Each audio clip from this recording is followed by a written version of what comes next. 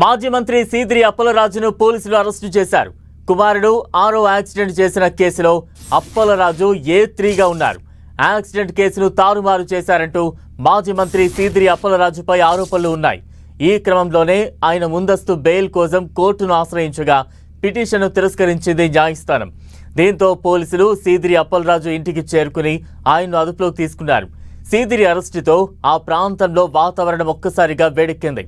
YCP నాయకులు, కార్యకర్తలు భారీ ఎత్తున నిరసన చేపట్టారు. సీదిరి అప్పలరాజు అరెస్టును ఖండిస్తూ పెద్ద ఎత్తున నినాదాలు చేపట్టారు.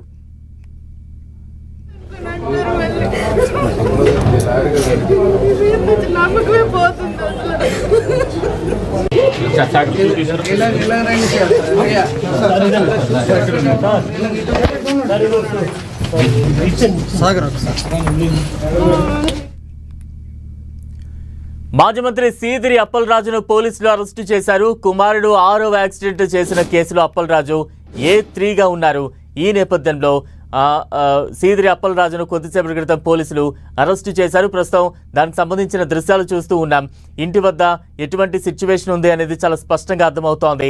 తన కుటుంబ సభ్యులు తీవ్ర ఆవేదనకు గురవుతూ ఉన్న క్రమంలోనే పోలీసులు అక్కడకు చేరుకున్నారు. సీదిరి అప్పలరాజును అరెస్టు చేశారు.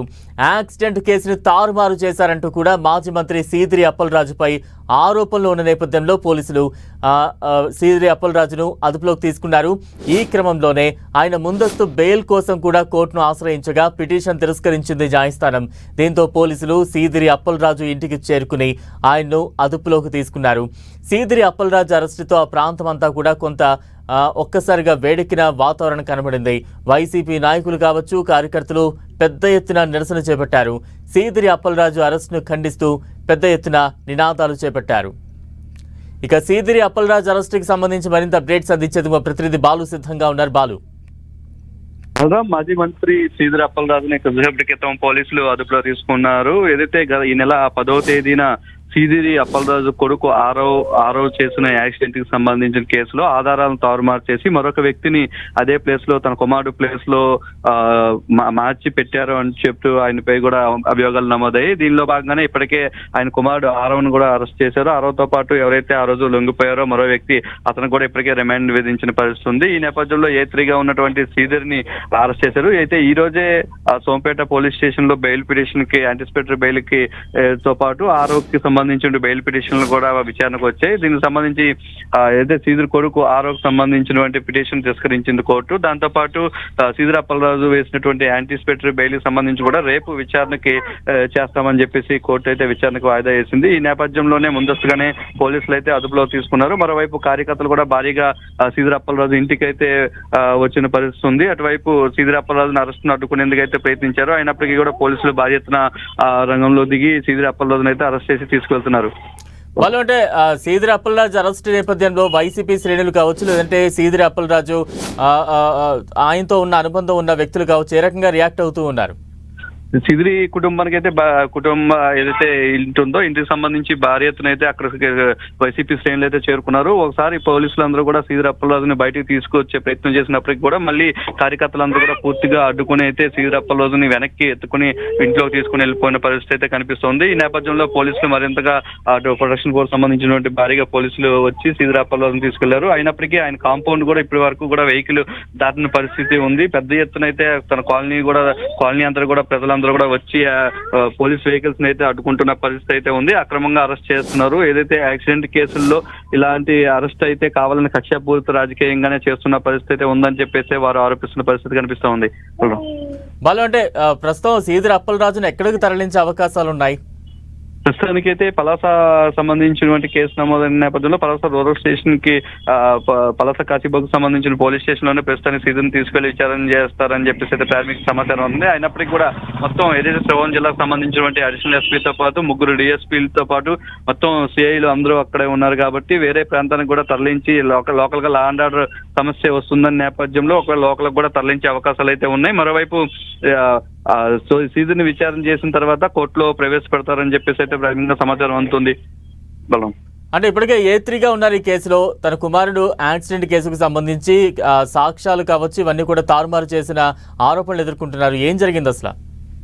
ఎస్, ఏదైతే 10వ తేదీన ఆరోకు సంబంధించి ఆరో ఏదైతే సీదిరప్పలరాజు కుమారుడు సంబంధించినటువంటి వెహికల్ గుద్ది గొర్రెల కాపరి దానయ్య అనే అయితే వ్యక్తి మృతి చెందాడు. అయితే మృతి చెందిన రోజు మాత్రం అక్కడ స్థానికంగా సిద్ధార్థ అనే మరొక యువకుడు వచ్చి తానే ఈ యొక్క బైక్ తో యాక్సిడెంట్ చేశానని చెప్పేసి పోలీసులు లొంగిపోవడం జరిగింది. ఆ రోజు ఎఫ్ఐఆర్ నమోదు చేసినటువంటి పోలీసులు ఏదైతే రెండో వ్యక్తి ఉన్నారో ఆ వ్యక్తికి సంబంధించి సిద్ధార్థ సంబంధించినటువంటి స్టేషన్ బయలు కూడా ఇచ్చి అతను ఇంటికి పంపించడం జరిగింది. ఆ తర్వాత కూడా ఈ యొక్క ఇష్యూని సెటిల్ చేశారు. సుమారు రాజీ చేసే ప్రయత్నం చేశారంటూ కూడా ఒక విమర్శలు వచ్చిన నేపథ్యంలో పోలీసులు రీఇన్వెస్టిగేషన్ చేశారు. రీఇన్వెస్టిగేషన్ సంబంధించినటువంటి పరిస్థితుల్లో ఆరో యాక్సిడెంట్ చేశారంటూ కూడా పోలీసులు ప్రాథమికంగా నిర్ధారించారు.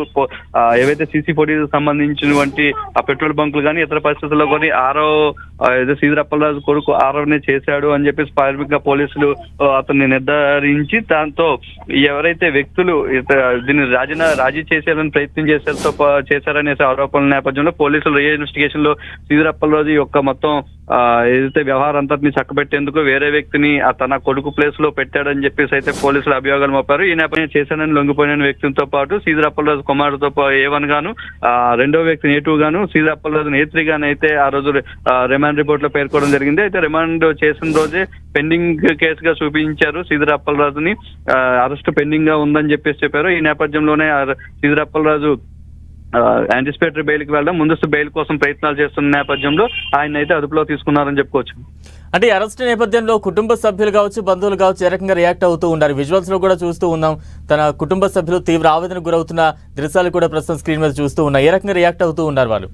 శ్రీధర్ భార్య కానీ వారి అమ్మ తల్లి కానీ చాలా తీవ్ర ఆవేదన వ్యక్తం చేస్తున్న పరిస్థితి మన విజువల్లో కనిపిస్తున్నాం. ఒక చిన్న యాక్సిడెంట్ కి సంబంధించిన యాక్సిడెంట్ కేసులో సాధారణంగా రాజీ చేస్తూ ఉంటారు. రాజీ చేసింది కూడా సంబంధించినటువంటి అధిపార్టీ నుంచి నేతలు కూడా ఉన్నారంటూ కూడా ఆరోపణలు చేస్తున్న నేపథ్యంలో ఇలా కొంత అమౌంట్ కి అయితే కొంత రాజీ చేసిన పరిస్థితి అయితే ఉంది. ఈ నేపథ్యంలోనే తిరిగి కావాలని చెప్పేసి తనపై కక్ష రాజకీయాలు చేస్తున్నారంటూ కూడా శ్రీధర్ కుటుంబ సభ్యులు అయితే ఆరోపిస్తున్నారు. ఎక్కడ యాక్సిడెంట్ కేసులు రోజుకి చాలా జరుగుతూనే ఉంటే అనేక సందర్భాల్లో అనేక మంది మృతి చెందుతున్నారు. అయినప్పటికీ కూడా 105, 106 వంటి కీలకమైన సెక్షన్స్ ను పెట్టారు. ఇంటెన్షనల్లీ మర్డర్ చేసినటువంటి సెక్షన్స్ కూడా యాక్సిడెంట్ చేసి చంపారనేటువంటి సెక్షన్స్ కూడా పెట్టారని చెప్పేసి అయితే ఆరోపిస్తున్న పరిస్థితి కనిపిస్తోంది. ప్రస్తుతం ఇప్పటికీ ఆ సీదిరప్పలరాజు నివాసం వద్ద ఎటువంటి సిచ్యువేషన్ కనిపిస్తూ ఉంది? కొంత సద్దుమణిగిన పరిస్థితి ఏమైనా ఉందా, లేదా అదే ఉధృతి కనిపిస్తోంది? సీదిరప్పలరాజు ఒక గేటెడ్ కమ్యూనిటీ హాల్లో సంబంధించి గేటెడ్ కమ్యూనిటీలో ఉంటారు. అప్పటికి తన ఇంటి నుంచి తీసుకువెళ్తున్నప్పటికి కూడా పోలీసులను అడ్డుకుంటూ ఉన్నారు. అడుగడుగునా కూడా కార్యకర్తలు అయితే అడ్డుకుంటున్నారు. వారిని వెనక్కి నెట్టే ప్రయత్నం చేస్తున్నారు. ఒకసారి పూర్తిగా కార్యకర్తలందరూ కూడా సీదిని పోలీసుల నుంచి లాక్కొని వెనక్కి ఇంట్లో తీసుకెళ్లిన పరిస్థితి ఉంది. అయినప్పటికీ కూడా పోలీసులు వారందరినీ చెదరగొట్టి పోలీస్ వెహికల్ ఎక్కించి ముందుకు తీసుకెళ్లే ప్రయత్నం చేస్తున్నారు. అయినప్పటికీ కూడా భారీగా చేరుకున్న కార్యకర్తలు అయితే కారులను అయితే ముందుకు కదలకుండా అయితే అడ్డుకుంటున్నారు. మరోవైపు మొత్తం అటు పలాస టెక్కల్ డివిజన్ సంబంధించినటువంటి మొత్తం ఫోర్స్ అందరినీ కూడా సీదిరి ఉన్నటువంటి కాలనీలోనే ఉంచడంతో అటువైపు కార్యకర్తలందరూ కూడా చెదరగొట్టే ప్రయత్నం అయితే పోలీసులు చేస్తూ ఉన్నారు. అంటే సీదిరప్పలరాజు మీద కావచ్చు, ఆయన కుమారుడి మీద కావచ్చు, ఎటువంటి సెక్షన్లు పెట్టారు? సెక్షన్ల తీవ్రతకు సంబంధించి న్యాయవాదులు ఏం చెప్తూ ఉన్నారు? సెక్షన్స్ అయితే చాలా కఠినమైన సెక్షన్స్ ఇచ్చారు. ఎప్పుడు యాక్సిడెంట్ కేసులో 106 సంబంధించినటువంటి సెక్షన్ పెడతారు BNS సంబంధించి. అయితే ఇంటెన్షనల్ గా యాక్సిడెంట్ చేసి మర్డర్, హిట్ అండ్ రన్ సంబంధించినటువంటి కేసుల్లో ఉపయోగించేటటువంటి 105 కూడా BNS 105 కూడా పెట్టారని చెప్పేసి అయితే లాయర్లు చెప్తున్నారు. ఎప్పుడు జనరల్ గా యాక్సిడెంట్ కేసులో ఇలాంటి సెక్షన్స్ పెట్టరు. కానప్పటికీ హిట్ అండ్ రన్ వంటి కేసులను అయితే ఈ యొక్క దీంట్లో పెట్టారని చెప్పేసి చెప్తున్నారు. దీని వెనక కుట్ర దాగి ఉంది కనుక కావాలని కాన్స్పిరెన్సీ ఉంది. ఉన్నటువంటి ఎవరైతే చేశారో తన కొడుకుని తప్పించి వేరే వాళ్ళని పెట్టే ప్రయత్నం సీదిరప్పలరాజు చేశారు కాబట్టి అందువలన దీనిలో ఒక క్రిమినల్ ఇది ఉందని చెప్పేసి వాళ్ళంతా కూడా పోలీసులు ఆ యాంగిల్లో తీసుకుని అయితే పెట్టారని చెప్పేసి అయితే న్యాయవాదులు కానీ వాళ్ళు చెప్తున్నారు. మరోవైపు ఈ యొక్క ఆ కఠినమైన శిక్షలో సుమారు 5 సంవత్సరాల నుంచి 10 సంవత్సరాల వరకు శిక్ష పడే అవకాశం ఉన్నటువంటి సెక్షన్లు పెట్టడంతో అటు బెయిల్ కూడా వెంటనే వచ్చే అవకాశం లేదని కూడా చెప్తున్నారు న్యాయవాదులు అయితే మాత్రం. బాలు, అంటే అరెస్ట్ ని వైసీపీ ఏ రకంగా చూస్తూ ఉంది? వైసీపీ శ్రేణులు ఏ రకంగా రియాక్ట్ అవుతూ ఉన్నారు? మరోవైపు ఇదంతా రాజకీయ కుట్రలో భాగంగా, రాజకీయ కక్షలో భాగంగానే జరుగుతున్న అరెస్ట్ అంటూ కూడా పెద్ద ఎత్తున ఆరోపణలు చేస్తున్న సందర్భాన్ని చూస్తూ ఉన్నాయి. ఈ నేపథ్యంలో ప్రభుత్వం నుంచి ఎవరైనా స్పందిస్తూ ఉన్నారా? మంత్రులు కావచ్చు, మాజీ మంత్రులు కావచ్చు, ఆ స్థానిక నియోజకవర్గ నేతలు కావచ్చు. 13వ తేదీన ఆరోని అదుపులో తీసుకున్న నుంచి కూడా ఇది పూర్తిగా పొలిటికల్ గా మారిపోయింది. అటు వైసీపీ వర్సెస్ టీడీపీ గానే మారిపోయింది. ఎందుకంటే శ్రీకాకుళం నుంచే కాదు, ఉత్తరాంధ్ర నుంచి అటు వైసీపీకి సంబంధించిన బలమైన గొంతుగా శ్రీధర్ అప్పలరాజు ఉన్నారు. మరోవైపు గతంలో శిరీష వర్సెస్ శ్రీధర్ అప్పలరాజు నడిచింది. అప్పుడు శిరీషకు సంబంధించినటువంటి అనేక పోస్టులు శ్రీధర్ అప్పలరాజు అనుసులు పెట్టారంటూ కూడా ఆమె ఆరోపణ చేస్తూ వచ్చిన నేపథ్యంలో ఇప్పుడు అవకాశం వచ్చింది కాబట్టి శిరీష శ్రీధర్ అప్పలరాజును లాక్ చేశారంటూ కూడా ఒక పొలిటికల్ ఏదైతే చేస్తున్నారో దీనికి సంబంధించి ఇటు పరామర్శలు అయితే కొనసాగుతూనే ఉన్నాయి. అటు శ్రీధర్ అప్పలరాజుని తో పాటు ఇటు మినిస్టర్లు కూడా వచ్చి ఒక బాధిత కుటుంబాలను అయితే పరామర్శిస్తున్నారు. Right, thank you.